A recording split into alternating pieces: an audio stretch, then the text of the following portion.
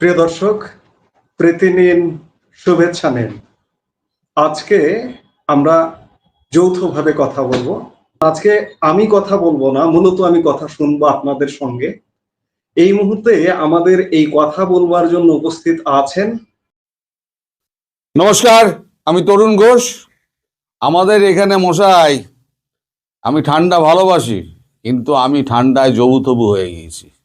এমন ঠান্ডার তেজ এখানে, বাধ্য হয়ে ঘরের মধ্যে আলো ফালো জ্বালিয়ে আমি এখন কম্বল মুড়ি দিয়ে প্রায় শুয়ে থাকার মতো অবস্থা।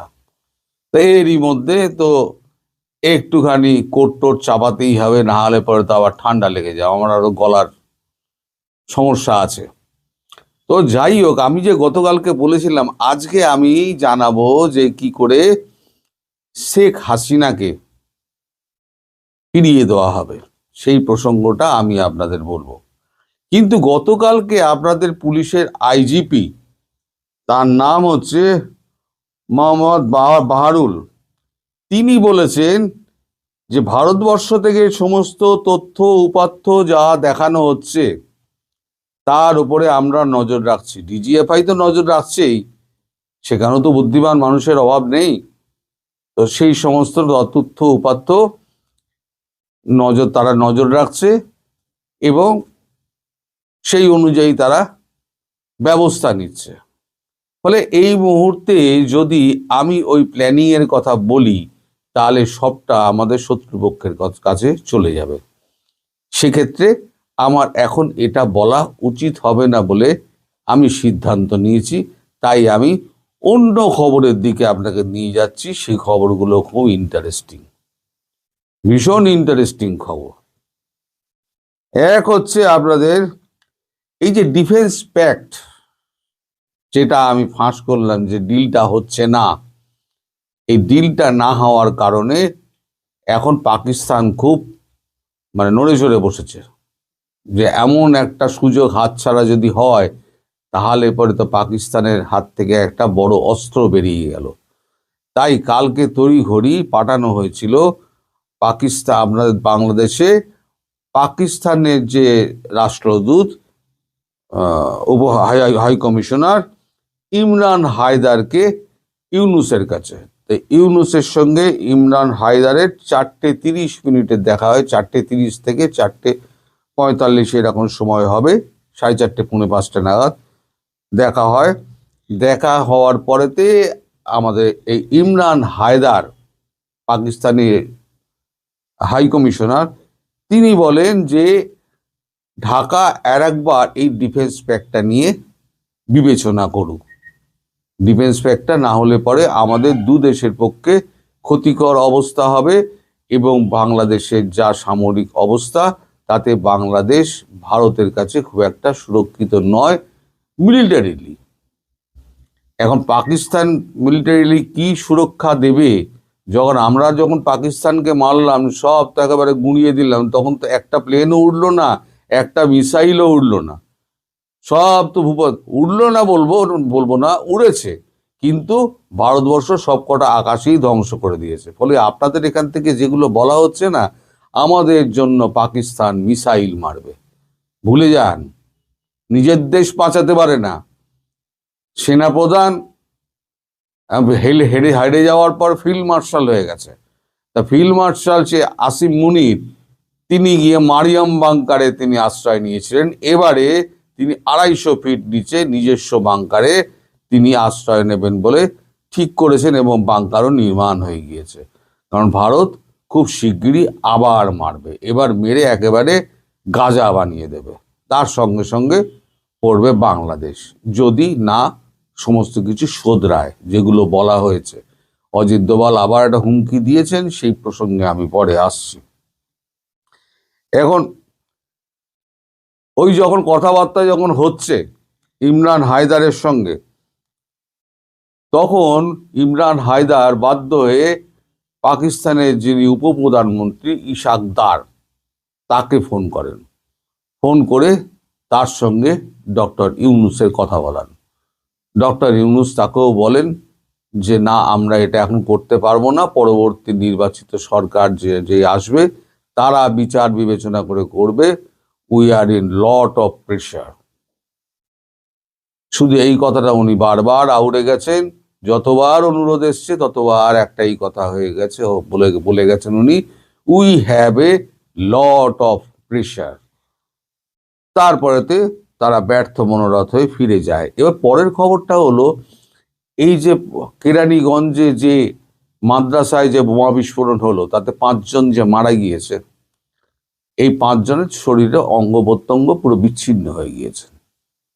ওখান থেকে আপনাদের পুলিশের যে কাউন্টার টেরোরিজম ডিপার্টমেন্ট, সেখান থেকে 3 জন নারী সহ 6 জনকে গ্রেপ্তার করেছে। গ্রেপ্তার করার পর তাদের যে জিজ্ঞাসাবাদ করা হয়, জিজ্ঞাসাবাদে তারা পরিষ্কার জানায় যে জামাত ইসলামী তাদেরকে এইখানে মানে অংশ নিতে বলেছিল, এবং সেখানে সুইসাইড বম্বিং এর প্রশিক্ষণ দেখানো হচ্ছিল। বম্বিং বেল্ট, তারপর বম্বিং শুট, ডেটোনেটর, সমস্ত কিছু ওখান থেকে পাওয়া গিয়েছে। তার মানে ভারত যে নজর রাখছে না তা নয়, আমরা কিন্তু সব জানি কোথায় কি হচ্ছে না হচ্ছে, সব জানি। আমি একটা একটা করে বলে যাচ্ছি। অজিত দোভাল কেন বারবার হুমকি দেবেন না, একটা সময়ের পর তখন কিন্তু সময় আসবে মার খাওয়ার। আচ্ছা, এবারে আমাদের আফগানিস্তানে খুব সম্ভবত আমার মনে হচ্ছে তেহরিকে লাব্বাক পাকিস্তান, টিএলপি বলা হচ্ছে আফগানিস্তান থেকে, কিন্তু আফগানিস্তানের সঙ্গে ভারতের যা সম্পর্ক, আফগানিস্তানের কোনো তালিবান এখানে এসে প্রশিক্ষণ দেবে না। আমার মনে হচ্ছে এটা তেহরিকে লাব্বাক পাকিস্তান বলে খাইবার পাখতুনখোয়ার একটা দল রয়েছে, তারা হচ্ছে সন্ত্রাসবাদী দল, তাদেরও ওইখানে মৌলবাদী আছে, তারা ঢাকার সঙ্গে একটা সম্পর্ক তৈরি করেছে। সম্ভবত টিএলপি থেকে, তেহরিকে লাব্বাক পাকিস্তান। তা তেহরিকে লাব্বাক পাকিস্তানের যিনি এখানে গত 1 সপ্তাহ ধরে ঘুরে বেড়াচ্ছেন, খুব খোলামেলা ঘুরে বেড়াচ্ছেন, বিভিন্ন মাদ্রাসায় যাচ্ছেন, তার নাম হচ্ছে মোল্লা নূর আহমেদ নূর। 2টো নূর, মোল্লা নূর আহমেদ নূর। তিনি এসে ঢাকার সমস্ত মাদ্রাসা ঘুরছেন এবং হুতি এবং হরকাতুল জেহাদ, যে হুজি যেটা, এদের সঙ্গে একটা গোপন মিটিং করছেন। এটা কিন্তু বেশ দীর্ঘদিন ধরে এইটা চলছে। এটাও কিন্তু ভারতবর্ষ নোট ডাউন করেছে এবং ইউনূসের কাছে পাঠিয়ে দেওয়া হচ্ছে নোট হিসেবে। তাছাড়া এই যে কূটনৈতিক চাপ, আমি যেটা বলেছিলাম, শেষ কূটনৈতিক চাপ, যে কারণে তারেক জিয়াকে ওখানে পাঠানো হয়েছে, সেই কূটনৈতিক চাপের একটা অংশ কি হচ্ছে জানেন? সেটা হচ্ছে এই দীপুচন্দ্র দাস, তার হত্যার পেছনে আমাদের বিএনপির যোগ থাকলেও বাধ্য হয়ে তারেক জিয়াকে দীপুচন্দ্র দাসের বাড়িতে যেতে হচ্ছে। আজ অথবা কাল, 2-1 দিনের মধ্যে। আজকে শুনলাম আপনাদের আবহাওয়া খুব খারাপ, তাই আজকে অথবা কালকে যে কোনো একদিন তিনি দীপুচন্দ্র দাসের বাড়িতে উপস্থিত হয়ে তাদের সঙ্গে কথাবার্তা বলবেন। অর্থাৎ এই যে সংখ্যালঘু নির্যাতন বন্ধ করার ব্যাপারে যে এটা দেওয়া হয়েছিল, তাকে শর্তটা দেওয়া হয়েছিল, সেই শর্ত মেনে তিনি দেখাতে চাইছেন যে আমি সংখ্যালঘুদের পাশে আছি এবং মৃত পরিবারের সঙ্গে আমি দেখা করেছি। এটা হচ্ছে একটা কূটনৈতিক চাপের একটা অংশ হিসেবে। শেখ হাসিনা তিনি যেটা বলেছেন সেটা হচ্ছে যে সব দলকে নিয়ে নির্বাচন করতে হবে, নালে সে নির্বাচন বৈধতা পাবে না এবং নির্বাচন ইউনূস সরকার করতেও পারবে না। তিনি দলের কাউকে রাস্তায় নামতে বলেননি, তিনি এখনো বলেননি যে কাউকে নামতে হবে। কাউকে নামতে হবে না, যা হবে সব দেখবেন আপনা আপনি হয়ে যাচ্ছে। তাই আমি বলছি না আপনারা ব্যস্ত হবেন না, আপনারা উতলা হবেন না। যা হবার পর্দার পেছনে অনেক খেলা চলছে যা আপনাদের নজরের বাইরে। তা নইলে পরে আপনাদের প্রধানমন্ত্রী শেখ হাসিনা তিনি কি করে বলেন যে এই ভোট অংশগ্রহণমূলক হতে হবে, ইনক্লুসিভ ইলেকশন হতে হবে, এবং তার মনে হয়েছে গত 16 মাসে মানুষের ভুল ভেঙেছে। কিছু মানুষকে ভুল বোঝানো গিয়েছিল। এই সমস্ত বজ্জাতগুলো আমি অনেক আগে বলেছিলাম, এই 4 তারিখে যখন এরা তুমি কি আমি কি রাজাকার রাজাকার বলে চিৎকার করে মিছিল করছিল না, সেদিনকে আমি বলেছিলাম যে এরা হচ্ছে জামাতের প্রসব করা সন্তান। আপনারা 2024-এ স্ক্রল ডাউন করে 4 আগস্টের যদি আমার দেখেন, সেখানে আপনারা পেয়ে যাবেন। ওই আমি আর অত কষ্ট করে নিচে নামিনি, মানে খুঁজিনি, কারণ তাতে আমার সময় নষ্ট হচ্ছে। আমি অন্যান্য খবর জোগাড় করতে গেলে আমার অনেক কষ্ট করতে হয়। আপনারা যদি খোঁজেন অবসর টাইম পান, তাহলে 4 আগস্টের আমার ভিডিও দেখবেন, সেখানে আমি বলেছিলাম। তা আলটিমেটলি কি হলো, এখন তারা এনসিপিতে যোগদান করলো। মানে আবার পেটের থেকে বেরিয়েছিল, আবার পেটের মধ্যে ঢুকে গেল। খেলা পরিষ্কার, ওখান থেকেই তো সমস্ত কিছু হয়েছিল। তাই বলেছিলাম যে আন্দোলন হাইজ্যাক হয়ে গিয়েছে, এবং কাদের হাতে পড়েছে? জামাতের প্রসব করা এই সমস্ত মানে শিশু সন্তানদের হাতে। আমি কোনোদিনও এদেরকে রাজাকারের বাচ্চা বলে তাদের মায়েদের আমি অসম্মান করতে চাই না, কারণ মায়েরা হচ্ছে গিয়ে সবসময় স্বর্গীয় স্থানে থাকেন। যে কোনো নারী, তিনি সবসময় আমাদের কাছে আরাধ্য দেবী। এখন জামাতের থেকে সমস্ত মানে মহিলারা আর মানে এনসিপি থেকে সব সরে আসছে। তার কারণ হচ্ছে জামাতের সঙ্গে যখন ঢুকে যাচ্ছে, তখন এনসিপির যারা মহিলা তারা জানেন যে জামাত তাদেরকে টিকিট দেবে না। জামাতের কাছে মহিলাদের কোনো স্থান নেই। এটা ভারতবর্ষ নয়, এটা হচ্ছে বাংলাদেশ এবং পাকিস্তান একই। সেখানে নারীরা হচ্ছে প্রসব করার একটা যন্ত্র, এবং তাদেরকে ঘরে বেঁধে রেখে তাদের উপর অত্যাচার করা হয়। তারা দ্বিতীয় বিয়ে করার সুযোগ পায় না, কিন্তু একটা পুরুষ 4টে বিয়ে নাকি তারা করতে পারে। এটা নাকি জায়েজ। এটা কি ধরনের জায়েজ আমি তো জানি না, বুঝতে পারি না। সমান অধিকার যদি হয়, তাহলে মহিলাকেও বলো তুমি 4টে বিয়ে করার তোমারও ক্ষমতা আছে। আমি মহিলাদের সম্পর্কে কোনো রকম মন্তব্য করব না, কিন্তু এরা যারা এখন মন্তব্য করতে শুরু করেছেন, এই রেজওয়ানা ম্যাডামের বিরুদ্ধে, ফরিদা ম্যাডামের বিরুদ্ধে, দেখুন তার বিরুদ্ধে, তাদের বিরুদ্ধে আপনাদের মানে এই আপত্তি থাকতে পারে, কিন্তু মিনিমাম মায়ের সম্মানটুকু তো দেবেন আপনারা। এত বড় আপনারা অশিক্ষিত ছাগল এবং কুসন্তান, আপনারা নিজের মাকে পর্যন্ত আপনারা শ্রদ্ধা করেন না। যদি মাকে শ্রদ্ধা করতেন, তাহলে এই মহিলা উপদেষ্টা যারা রয়েছেন, আমি তো গালাগালি করি, ইউনূসকে গালাগালি করি, সে তো পুরুষ মানুষ বলে তাকে গালাগালি করি, কিন্তু আপনি কখনো দেখবেন না আমি কোনো মহিলা সম্পর্কে আমি কখনো কথা বলেছি, কারণ তারা হচ্ছে মায়ের জাত। আপনি যে মায়ের থেকে সন্তান বা আপনাকে প্রসব করে বার করেছেন না, তবে তো আপনি দুনিয়াটা দেখেছেন।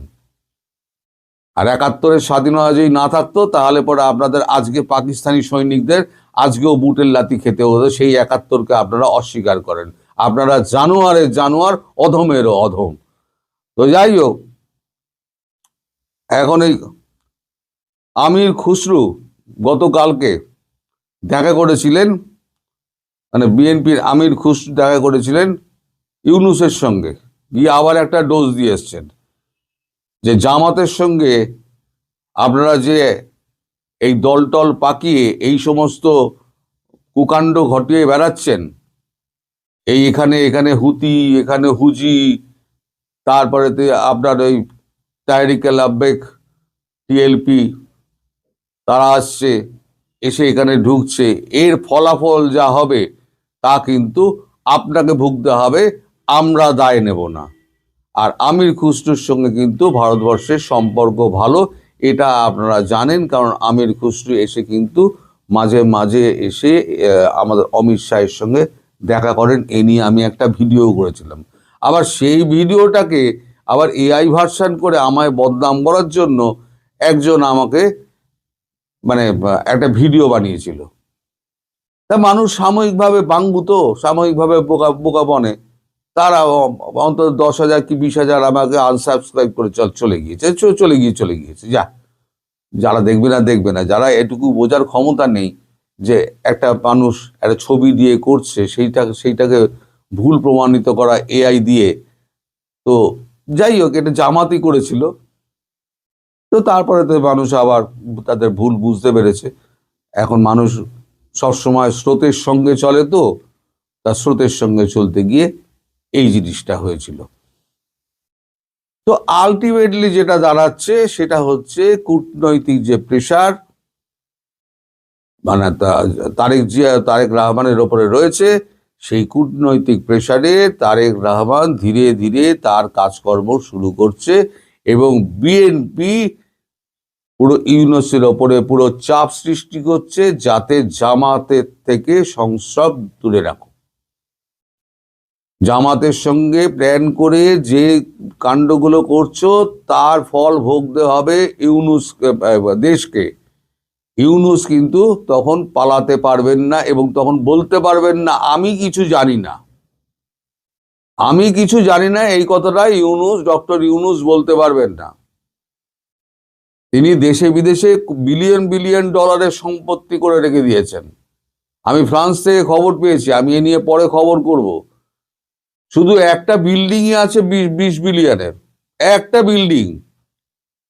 সে বিল্ডিং এর ছবিও আছে আমার কাছে, তথ্য উপাত্ত সব রয়েছে। আমার পড়তে সময় লাগছে, 44 পাতার রয়েছে, ডকুমেন্ট রয়েছে, আমার পড়তে সময় লাগছে। সেগুলো নিয়ে আমাকে নোট ডাউন করতে হচ্ছে। ইউনূস কোথায় কি করে রেখেছে, কত সম্পদ করে রেখেছে, তাও আমি আপনাদের জানিয়ে দেবো। এই বেটা পালাবে কোথায়? ভারতবর্ষের হাত থেকে পালাতে পারবে না। আর শেখ হাসিনা দেশে ফিরবেন, লড়াই করবেন, নির্বাচনে লড়াই করে প্রধানমন্ত্রী হবেন, হলে পরে একে ফাঁসি কাস্টে ঝোলানো হচ্ছে আমার দাবি। আপনারা বাংলাদেশের লোকে কি দাবি করবেন না করবেন জানি না, কিন্তু আমার দাবি হচ্ছে ইউনূসকে ওই ইন্টারন্যাশনাল কোর্ট অফ জাস্টিসে নিয়ে গিয়ে ইউনূস সহ এই যে আমাদের ওই প্রফেসর যেগুলো আছে আর যেগুলো বাঁচার জন্য এখন ওই শেল্টার খুঁজছে, এখন গিয়ে মায়ের পেটে ঢুকছে, জামাতের কাছে গিয়ে ঢুকছে, সেগুলোকে শুদ্ধ কপাকপ ধরে মারো, একদম জেলবন্দি করে দাও, অন্ধকুটুরিতে করে দাও।